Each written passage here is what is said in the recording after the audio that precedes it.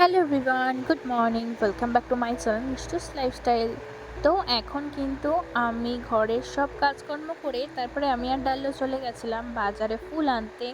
13 রকমের ফল, 13 রকমের মিষ্টি সব কিছু কিনে কিন্তু এখন আমি বাড়ির দিকে যাচ্ছি, কারণ বেশি কিছু রান্না করতে পারিনি, অল্পর মধ্যে এইটাই রান্না করে দিয়েছিলাম। তারপর আমি স্নান করে রেডি হয়ে চলে যাচ্ছিলাম আমার ওই বাড়িতে পুজো দেওয়ার জন্য।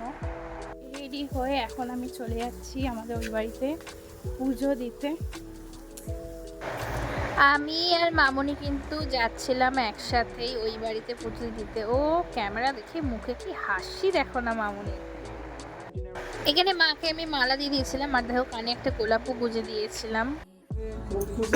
খুব যত্ন করে সেই রোমাংস রাখলাম, তারপর কাপড় চাপা দিয়ে রাজবাড়িতে নিয়ে গেলাম বললেন।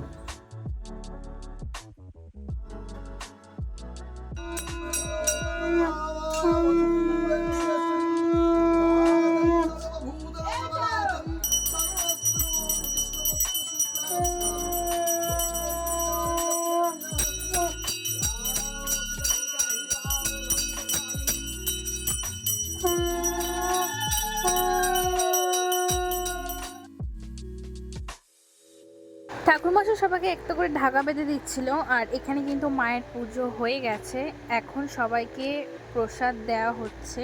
তো চলো দেখতে থাকো। পুজো দেওয়া হয়ে গেছে, অলমোস্ট ডান।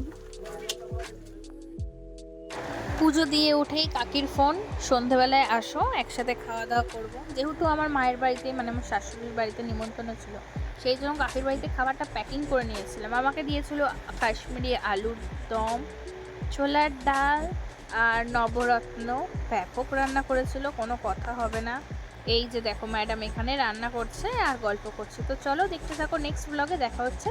তো বাই।